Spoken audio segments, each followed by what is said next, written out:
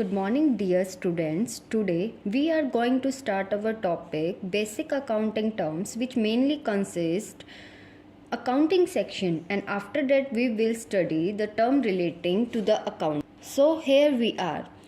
Firstly, what is accounting?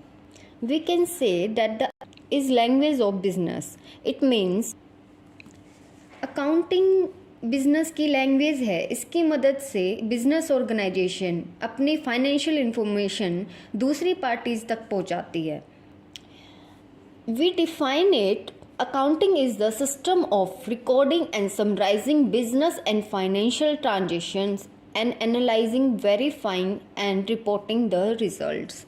तो इसकी एक डेफिनेशंस की अगर हम बात करें कि ऑर्गेनाइजेशन की जितनी भी फाइनेंशियल इंफॉर्मेशन है उनको रिकॉर्ड और समराइज करना, after that business and financial transaction को एनालाइज, वेरीफाई और रिजल्ट्स की रिपोर्टिंग करना, this is known as accounting. There are mainly two primary methods of accounting. First is the cash method and second is the accrual method. So first is the cash method. ये क्या है हमारा?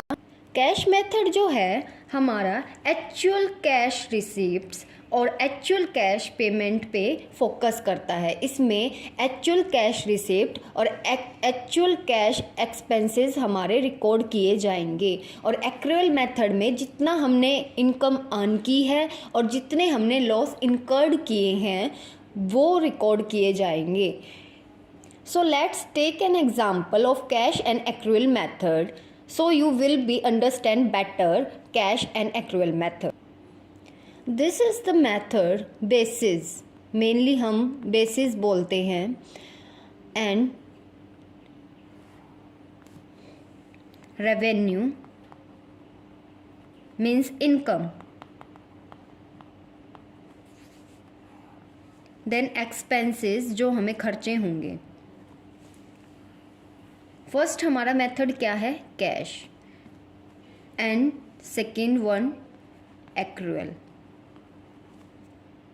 Late assume हमारा business है furniture का. ठीक है, furniture का अगर बिजनेस है तो उसमें जो इनकम्स होगी, अगर हम अपने फर्नीचर को सेल कर रहे हैं तो कस्टमर हमें क्या देगा? इनकम, मतलब पेमेंट करेगा तो हमारे पास क्या आएगी? इनकम आएगी. ठीक है. और जो एक्सपेंसेस है, अगर हमने फर्नीचर का बिजनेस ओपन किया तो हमें भी कुछ एक्सपेंसेस होगी, जैसे हमें स्टाफ को सैलरी देनी है या इलेक्ट्रिसिटी बिल पे करना है, तो वो क्या आ गए? हमारे एक्सपेंसेस. तो अगर हम कैश मेथड की बात करें तो हमने फर्नीचर सेल किया कस्टमर को. ठीक है, तो उसने पेमेंट देनी है हमें 10,000 की, लेकिन उसने एक्चुअल में दी कितनी? 8,000. तो हम कैश बेसिस पे अगर अपना लेके चल रहे हैं अकाउंटिंग को, तो हम कैश बेसिस पे रेवेन्यू 8,000 ही रिकॉर्ड करेंगे अकाउंट्स में.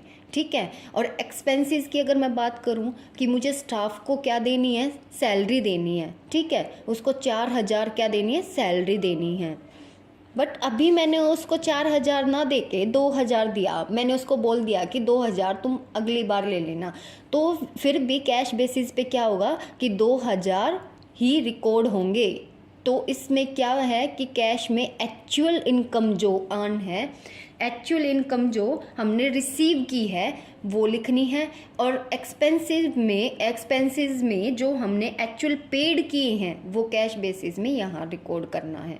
एक्रूअल में क्या हो जाएगा कि हाँ 10,000 जो थे कि 10,000 हमें क्या हुआ है? अर्नड हुआ है, तो 10,000 दिखाएंगे. 8,000 की वजह यहाँ क्या होगा?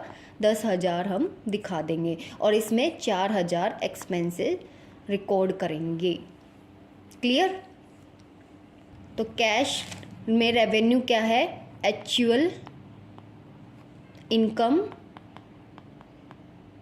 रिसीव्ड. और एक्सपेंसिव में क्या है? एक्चुअल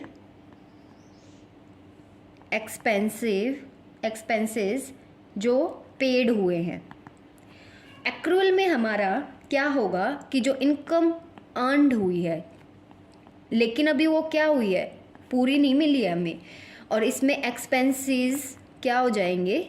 जो इनकर्ड हुए हैं बट अभी तक पूरे क्या हुए हैं? पेड नहीं हुए हैं.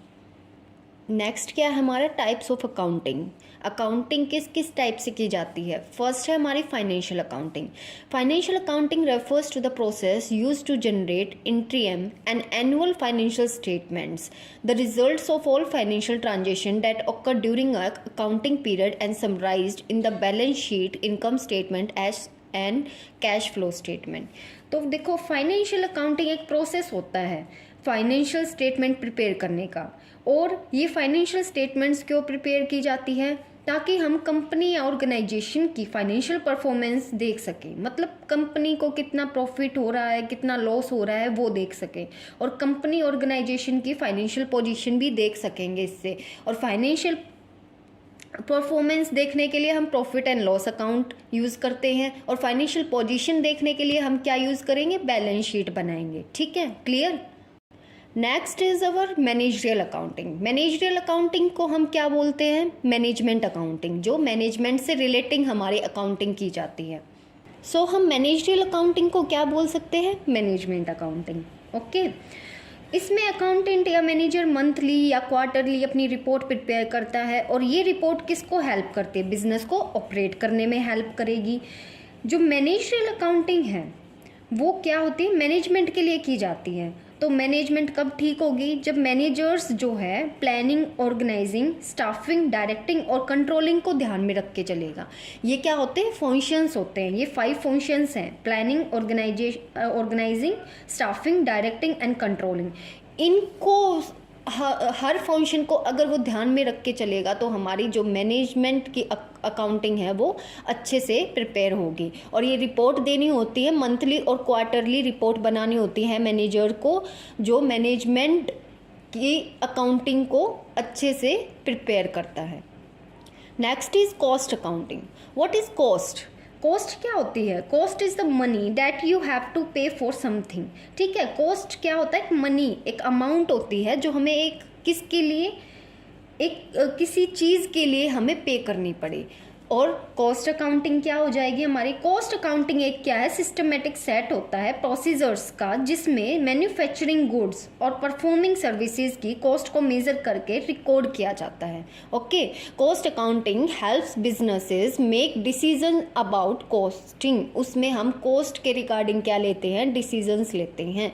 Cost accounting considers all the cost relating to the producing a product.